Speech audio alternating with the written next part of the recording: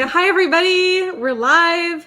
If you don't know me, I'm Dr. Lisa Neer. I'm a mezzo-soprano and composer here in Portland, Oregon, and in her own home in Portland, Oregon, because of social distancing that's still not quite done, is the wonderful composer, Kimberly Osberg. Hi, Kimberly. Hi. Yay, I'm so excited to have you on the interview series. This is Think Small. And the whole point of this interview series is to inspire one another with how small projects, particularly in the area of music, classical music, which is where we operate for our careers, small projects can lead to really big impacts, maybe sometimes surprising impacts. And I'm so excited to have you on this interview series because you actually have quite a history of projects that are sort of on a smaller scale. And we're going to talk about, I hope, a lot of these, but sort of I wanted to kick us off with two of your more recent projects that are on these small scales. You have a project that you did last year, Commissions from Quarantine, and then another project, Project 12.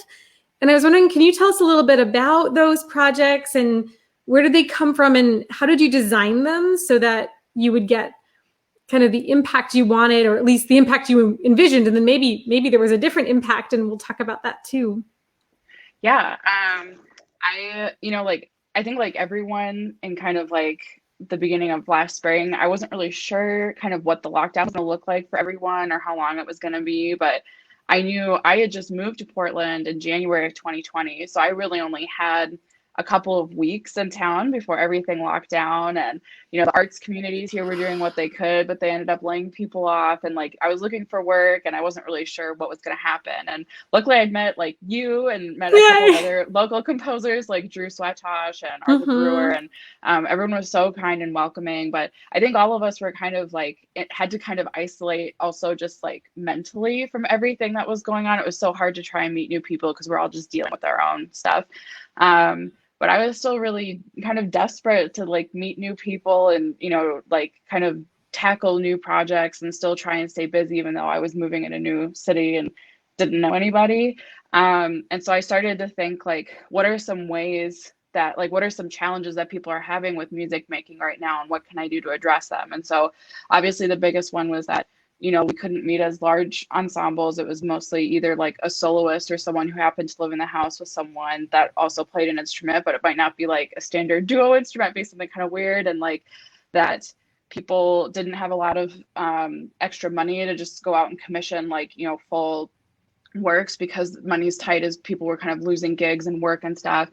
And also for my own catalog, just looking at kind of, as I was starting to put my own like website together, just kind of thinking like, where are the areas that I don't have a lot of music to offer people? Like, what are some, like, what kind of instrumentalists will come to my page and think I don't have anything written for them? And can I fix that? And so I kind of started to kind of pool all of these little challenges that everyone had together and try to find a project that kind of address all of them. And so what ended up happening was I went to Twitter, and I was still relatively like unfamiliar with that space. I really hadn't been posting a lot there. And I just kind of put out this offer of like, I have kind of availability for the next month to work on really short pieces for soloists and duos. And because of the financial strains I knew everyone was under, and because at that point I just wanted to write, I just wanted to get stuff out there. I offered them at a very reduced price. So for a minute, I charged $5. For 2 minutes, I charged $12. And then for up to 3 minutes, I charged $20. And the kind of trade-off of that was that there was an expectation that they would not only send me the instrumentation that they wanted, but that they would also give me a couple of words, just like a mood or a tone or a subject that they wanted me to write about. So I had something really focused to work from. And then also like a technique or something that they love to do on their instrument, whether it was like trills or they really love scales, or just really love playing like E flat, like whatever it was. So that way I knew I could also, without having a lot of time to talk and interact with them, could incorporate something I knew that they would really love to do. And then the last part of it was that initially I kind of like had this as a requirement, and then I kind of relaxed it, which was trying to make sure that any piece that was commissioned that they received, that they would upload a recording somewhere online of them playing it. And that was something I required at first, but I think just kind of realizing the struggles that some people have, both with performance anxiety and access to like the kind of recording equipment they want to put online, I kind of like relaxed that part of it because it didn't end up being as important, and I still got lots of people who submitted stuff, so it was okay. And so for me, I was expecting, I had the window open just for like a couple of days just so that I could kind of plan out projects. And like, I was thinking like, I might get like 5 or 6 people and then I'll have like this nice little like thing I can do for like a week or two. And then I got like 40 requests in 3 days. And they came from all over the world. I had people from Germany and from Mexico and Canada and all over the US. And like, it was just, I was so overwhelmed, and like, it was just so clear that like, there was still this need for people to like make music. And I think one of the things that, you know, in addition to just the different words and like all the different things that people were kind of indicating that they needed during this time, like either something like really calm and like peaceful and something that could kind of like chill them out, to something like really fun and exciting that they could kind of use to distract themselves, or even like something that was like very COVID specific. Like I want a piece that's about like going like lockdown crazy, or like things that I really want like nothing to do. Like I want something that's completely not related to COVID stuff. And so like there's a huge range of what people needed.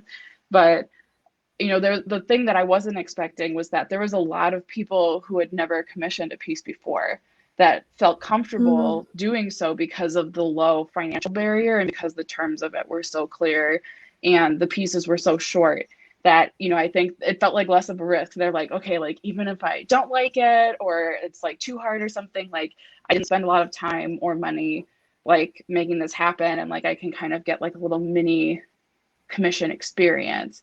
And to me, I think just seeing the like how powerful that is, and seeing how some of them went on after this project to go and commission larger pieces from other composers because they kind of had this like base experience, was like really exciting and fulfilling, and like that's exactly what you want as like that's the best thing as a composer. Totally. Like making someone feel comfortable enough to like continue playing other people's music as well. And a couple of those pieces, I ended up with 40 projects, and then a couple of them moved into like full larger commissions that became bigger projects later in the year. But yeah, I mean, it was so overwhelming and so fun. And I think in keeping with the spirit of the project, just keeping this music accessible and keeping it something that I really wanted to have it still continue to be a community experience. The year after it happened, so this last March, I put all of the pieces on my website for free.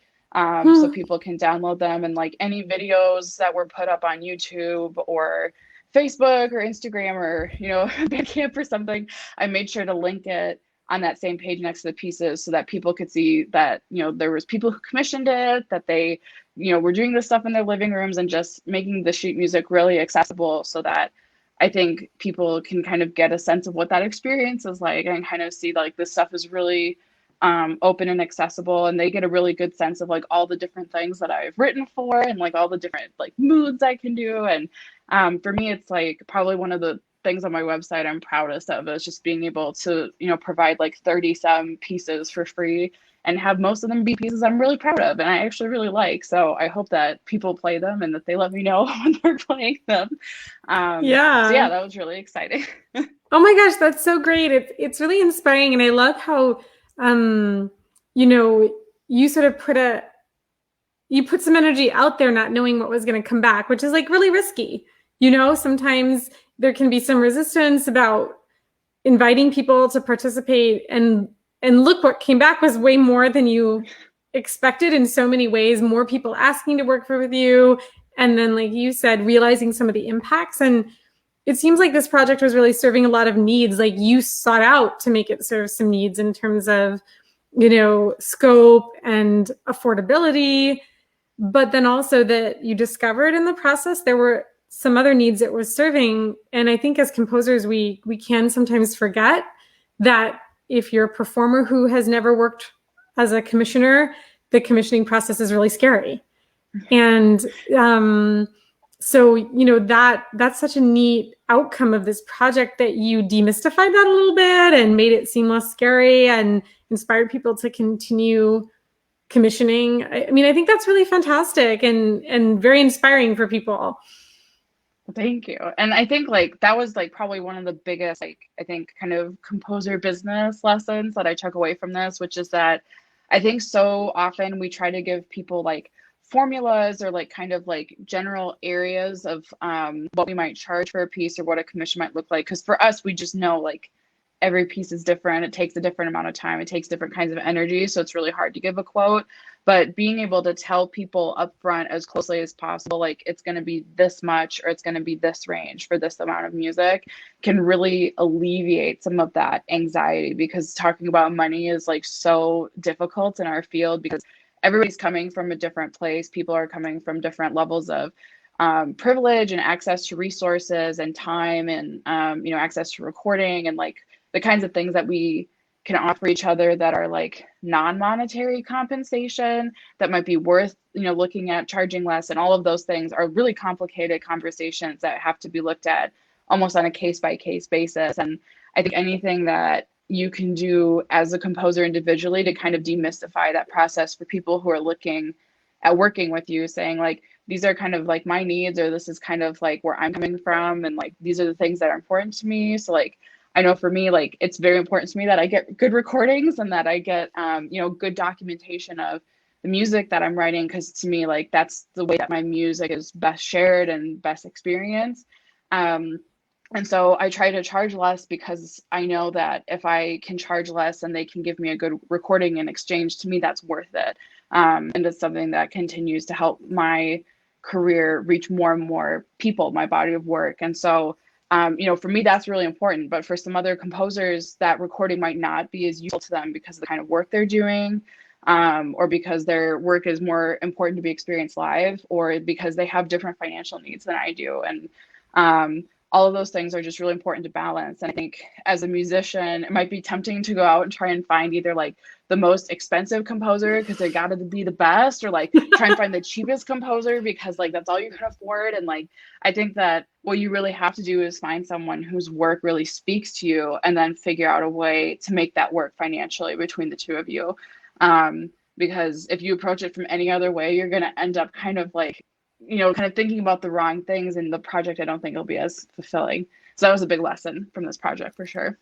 Wow, I love that. I think that's so fantastic that you're sharing that. And I kind of have a question then about that, because like you chose like with this project to bring your rates down. You actually do have some sort of price ranges listed on your website for people to reference, but then you're also saying it's kind of maybe a one-on-one conversation. So like, how do you think about that? Like you've already shared some things, but can you tell us more about how you think about when is it a good time to consider working, at a lower rate than you have quoted on your website as sort of the normal, sort of breakdowns?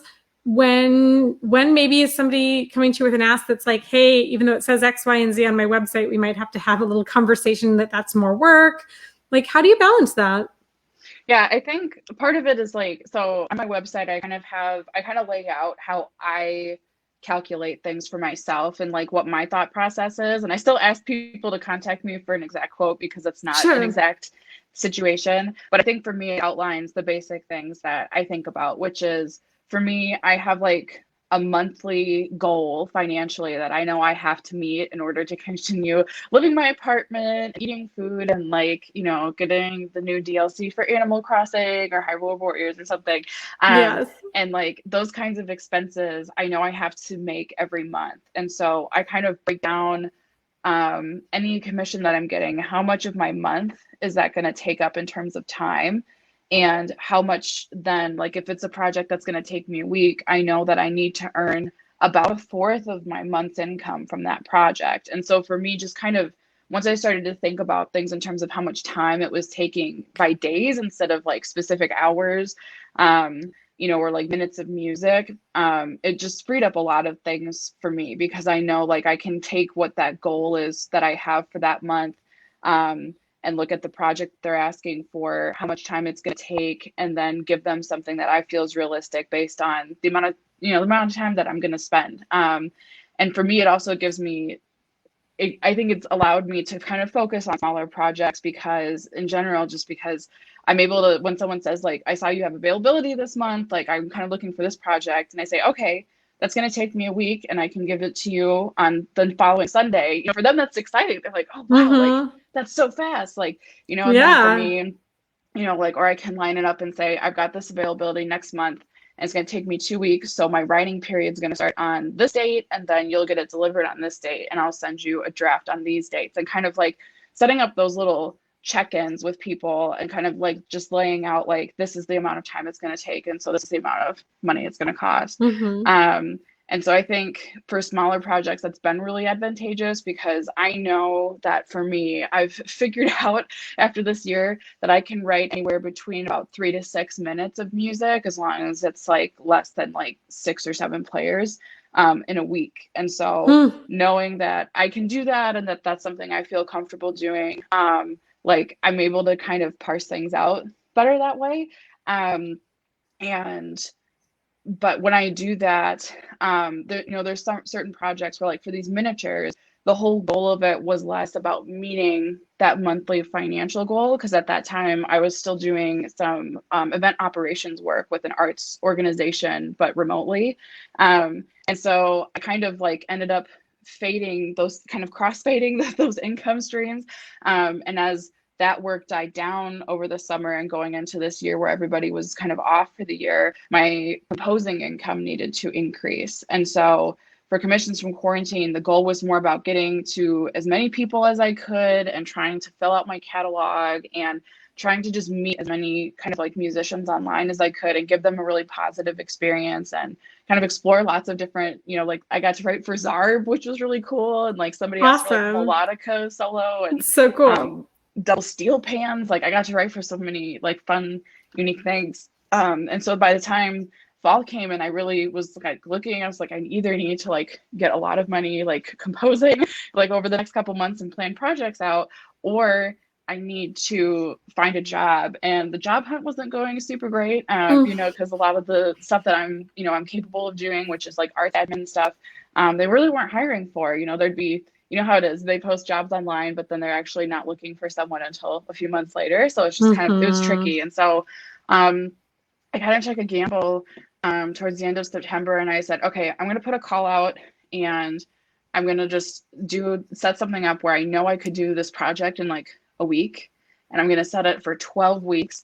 And if I fill up all 12 spots, great. Even if I only fill up 4, at least that's like another month worth of income that I can, you know, rely on. And so that became Project 12, and just kind of like setting those parameters for myself, saying like, I can do ensembles that are less than 5 people and 5 minutes or less, and making sure that, you know, like it was really clear when the writing periods were going to be and how many spots I had. And they filled up within like 3 or 4 days, which was just insane. And I couldn't believe it. And like, I had such a huge range of people. I had, the first project was for a grandfather who plays like guitar as like a beginner, and then his 5-year-old granddaughter who had just started like piano. He like wanted a duo for them. And I was like, this is like, I know that like, it's like, it seems like kind of a weird project to take, but I was so excited about it. And so like, you know, for the daughter, I got to like write like little clouds on the score instead of notes or something, so that she could kind of like do almost more like aleatory and just kind of like sound effects on the piano so she could still play along. And we made it work so like it would work with her alone or him alone or them together. And so it was such a fun little project. And like, that's not something you'd normally like get to do as part of like a grant application or something. And so that was really exciting. And then, you know, like, but I worked with someone like that, but then I also had the Marian Ensemble, who's comprised of Atlanta symphony musicians, the Commission of Peace, and so, and everything in between. And for me, it was just such a fulfilling 3 months, and like knowing that I had that 3 months to just write every week and talk about like, not just with the commissioners about their pieces, but then I started posting regularly on my blog. After I finished each project, I would go back through and share score excerpts and like MIDI excerpts and talk a little bit about like my process. And it was just, it really felt like I was like doing exactly what I had always wanted to do, but never thought I could ever make an income doing full time. And like, it was just like, wow, like I love being my own boss and I love working with people, and, you know, and I could do it. And like, it was really empowering to find out that like, you know, I don't need to spend 3 months on a 5-minute piece, like poring over, like, did I put in enough complicated harmonies to make this, sophisticated, or like, did I get this thing exactly right? And instead it's become like such a fun and fulfilling process to just kind of work on these projects. And like being able to go to composing for full time, once I got a taste of it, I'm like, I am going to do everything I can to never go back because it's Wow. just been it's just been so exciting. And as long as people keep commissioning me and keep asking me to write music, I'm going to keep doing it. So That's so fantastic. And it sounds like actually some of that awareness of the amount of time, like in terms of number of days to write a certain amount of minutes, came partly out of this experience, out of the last year? Or do you feel like you were already pretty clear on that before the pandemic started? I knew I'd been always told by my teachers that I kind of wrote faster, but I didn't know like how much I could do regularly because I was always Mm-hmm. balancing composing with either classes or with a full-time job or with 3 part-time jobs. And so like Right. Yeah, never yeah. having that time. So then when I did commissions from quarantine, like there'd be somebody who asked for a minute long piece, but they wanted it like slow. And I could do that in a morning and I was Sure. done and I didn't need it. But then there was someone else who wanted like a 2-minute piece and they wanted it faster. It was for an instrument I wasn't as familiar with. It took me like 2 days. And so just kind of Yeah. like having, like by the end of it, I think it was like 32 projects for that and the whole set of such different instrumentations and stuff. I was really able to feel out like, these are where my weak spots are. These are where my strengths are. This is what I can write fast. This is what I can't write fast. And like, it just gave me such a good, like, I got to know myself as a composer during that process. Yeah. And especially on a small scale, when you're kind of doing that, I think it's so empowering to just kind of like look at these instruments again as like, instead of in the context of like an orchestra piece or a wind ensemble piece, because just the previous year I had done like a multi-movement work for 2 vocalists and wind ensemble that was like 15 or Mm-hmm. 20 minutes long, and a 13-minute piece for orchestra and projected text. And like, like there were huge projects. And then to go from that to these small things, I think was a really good way for me to check in with myself. Like, these are where my challenges are. Like, I didn't know how to write for guitar, so I spent a couple of different projects this last year that used guitar, and Yeah. I still am learning a lot. There's a lot to learn with that. I wish that we covered it in music school, but Yeah, right. um, like being able to at least feel empowered to find resources and know what kinds of questions to ask. And I got to write for guitar again for a project earlier this spring, and it just felt more comfortable. Mm-hmm. Just being able to feel like I can tackle instruments that I was scared of, and like I don't have to pigeonhole myself into any one thing. And there's so many musicians out there that have unique needs or unique ensembles that I just feel like there's such a demand for this kind of like, smaller scale projects. Like, I just did a piece this spring for someone who is a wind doubling major as the master student. No So way. he's going to learn 5 instruments in his degree, and he wanted a piece that was going to showcase his ability to play oboe and bassoon. And so there's multiple movements, but like each movement double has him switching instruments. And so, like that's like, you don't think about that all the time, with when No. you're trying to find like calls for scores, that these preformed ensembles, whether it's like a string quartet or even like a new music conglomerate, they have people who have these skills, but they're always in this like very confined kind of context of like, we have this set and like they're already going to be playing on 3 other pieces, so we don't really want to use them for this piece. And Mm-hmm. there's just different levels of consideration, whereas like being able to reach out, especially to first time commissioners, which was something else that happened in Project 12. I had a lot of first time commissioners. It was just really nice to kind of give them a positive experience and something that they could be really proud of and really feel like they contributed to it, and Mm-hmm. like I really started like whenever I talk to someone about the piece I'm writing, when I email them, I say like our piece, like I'm working on our piece this week. Wow. And just Yeah. that frame of mind has changed, I think, a lot. And just kind of like letting the musicians know, like, I don't consider it an imposition to get their opinions. I'm gonna, I might not use their opinions, but I want to hear them and their input. And like they spend so much more time with these instruments than we do. Like, even as someone who has a background in percussion and in harp and Mm-hmm. piano, like, I have my own limitations of what I can do as a performer. Some of them are professionals. They have things that they love to do and things that aren't so great. And I've found the confidence this last year to know that no matter what requests they have about what the piece is going to do or what kind of things to include, I just have the confidence that my voice is strong enough to come through whatever requests they have. And I think that newfound kind of confidence and strength wouldn't have happened with some of those stresses you get from these like really big orchestral projects. And I don't know, it's really exciting. I love that. And I think too, you keep coming back to this collaborative aspect, our piece and, whether it was sort of for the fast turnaround of the commissions from quarantine, was just a few maybe pieces of information to inspire you.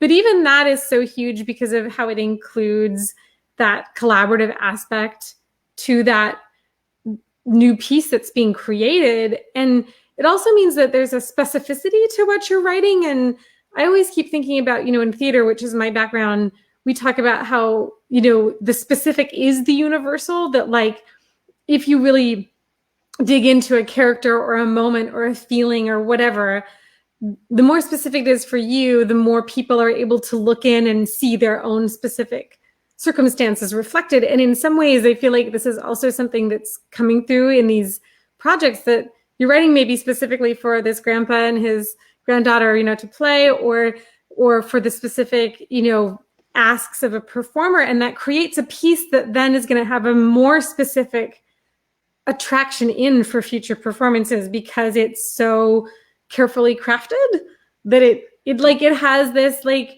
appeal then that people are going to be pulled to, and also that the performers are really connected to the piece of music that the 2 or 3 or 4 of you have co-created in that composer performance. So I think those things are like so special about these projects and really inspiring. And I think really inspiring too, that self-awareness of what gives you that. I mean, to me, it really sounds like that 12 weeks of the Project 12 is like a flow state for you, where you were like creating in a really joyful way, and you were producing quite a bit of material, but like you said, not really questioning or worrying about things, maybe the way it's easier to fall into when we're kind of in academia or something, in that kind of place where we're being told we should question and doubt ourselves and learn. And so they're so inspiring to hear you share about this. I'm curious, like, if a composer wanted or a performer wanted to sort of create their own small scale project, what kinds of advice would you give them about how they could structure this to have the kinds of successes that you found in these projects? Yeah, I mean, I think that one of the biggest things is just being really honest with yourself about what your financial goals are with the project, and kind of relating that to the people you want to work with. So like if you want to work with students or with schools, or you want to work with people who aren't necessarily tied to institutions that have access to a lot of resources and grants and that sort of thing, it's important to kind of weigh what financial need you have for the time that you're going to be working on it, and the financial ask that you're making based on the resources you feel like these commissioners are going to have. Mm-hmm. That balance can be really important to figure out. And then the other thing is just being really open, and just kind of like putting yourself out there and saying like, be okay with like posting your call for this, proposals a couple of times. And like maybe the first time you do it, the algorithm shoves it at the bottom of people's news feeds, or it's not showing up. I've had stuff where I've posted it at like the wrong time, and I look back and it's got like 35 views on it even. Whoa! Instead of like, it's Yeah. like, oh, well, that's why nobody's looking at this. Yeah. They haven't seen it, and being, not being afraid to ask people who have worked with you in the past, and just reaching out to them and saying like, I know that you commissioned something through this project, and if you're interested in working together again, it's here. Or if you know someone else who might be, it's here. And I think that's not too much of an imposition to ask of anyone that you've worked with, especially if you gave them like a really great experience.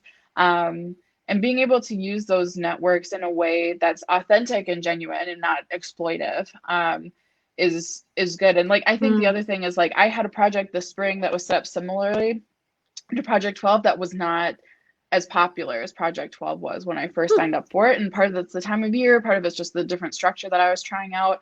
But it didn't discourage me, because I just thought like, what, like, that's good to know that. It's good to know that this particular model didn't work at this time. So if I haven't tried again, maybe it'll be popular at a different time. Or, just being able to take everything as a learning experience and not being embarrassed if something isn't getting a lot of engagement. It just means, okay, well, if that didn't work, let me try offering it this way.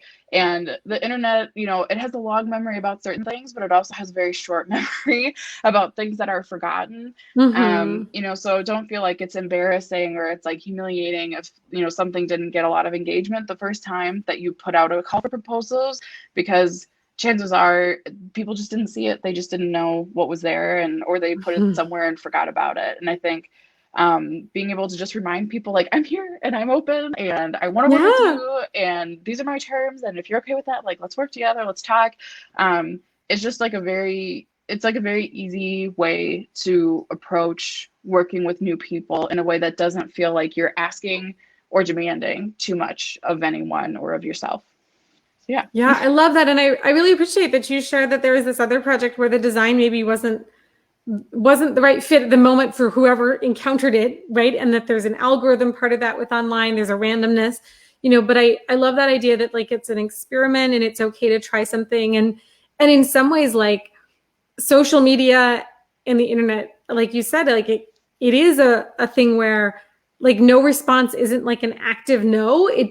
It's just like either it wasn't for the people who saw it or they didn't see it, but it's not like negative. And I think it's very easy for us to feel like anything other than a bunch of likes and comments on our post or on our call out for engagement is people actively saying, no, I hate that idea. And, like, it's so not true. So I really appreciate that you shared that. And I think it's important because if people are going to venture forward and put themselves out there as project leaders, which I hope they will, because I think it's very satisfying. Clearly it has a lot of potential, but hey, sometimes it's not going to be the right fit for the right moment, and that's okay. And to, like, not take that as something that means you should stop everything, but just as an experiment is such a gift to share with people.